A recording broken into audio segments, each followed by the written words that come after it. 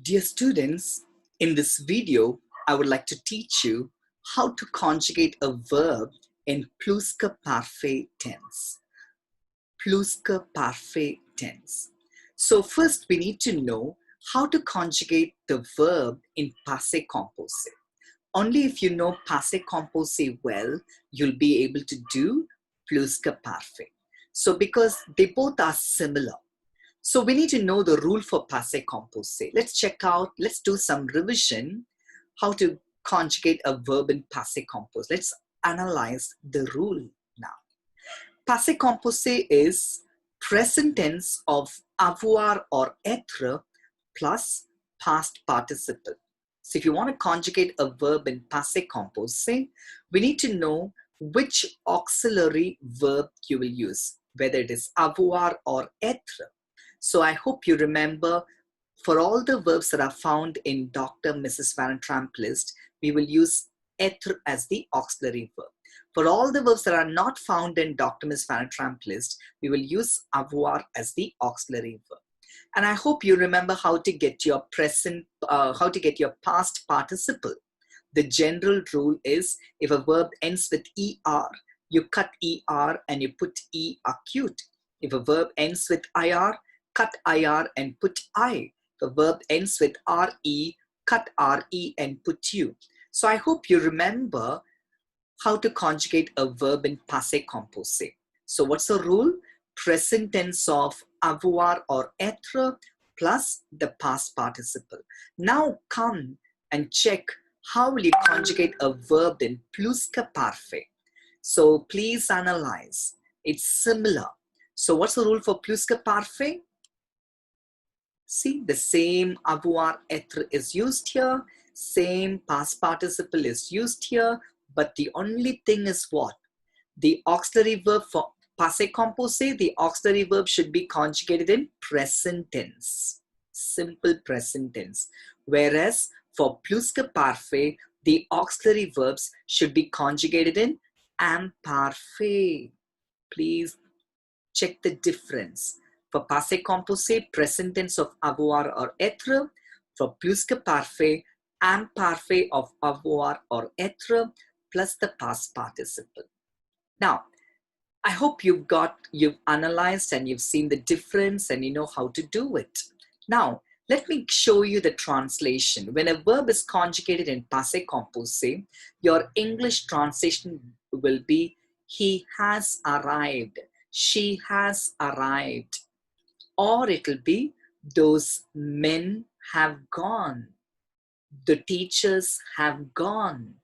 So when the verb is in passé composé, your English translation will always have has or have and then the past participle. So this is how you will get your translation for passé composé.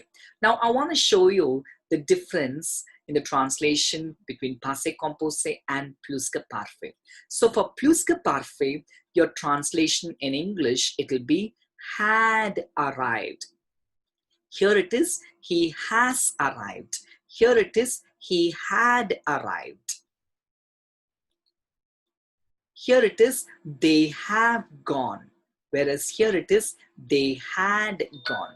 So the only difference is, here the auxiliary verb is in present tense. For passé composé, auxiliary verb is in present tense. She has arrived. He has arrived. They have gone. Whereas for pluscuparfait, your translation will always have had, and then the past participle. So this is a difference in the translation between passé composé and pluscuparfait. Now I'm going to give you some examples of certain sentences, and I want to show you when a verb is conjugated in present tense, what will be your translation.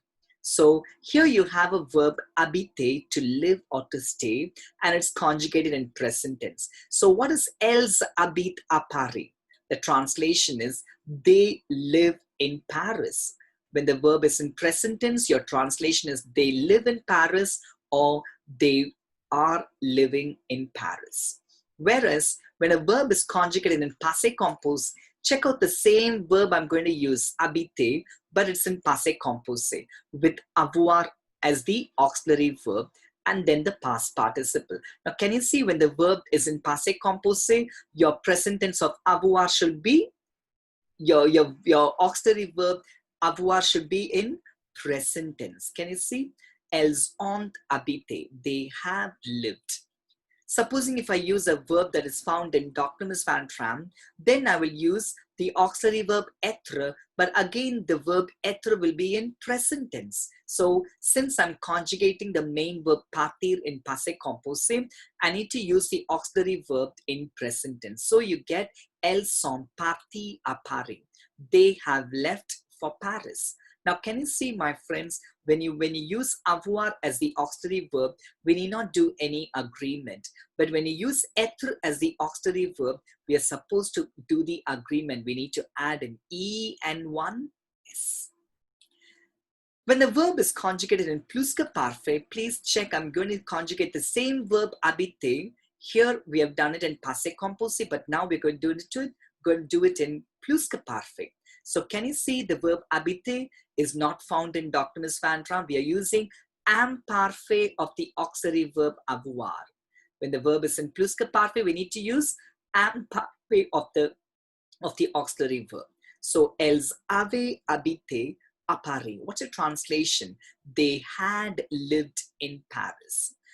I'll use the same verb partir. Now it is what? Elles étaient parties à Paris. They had left for Paris.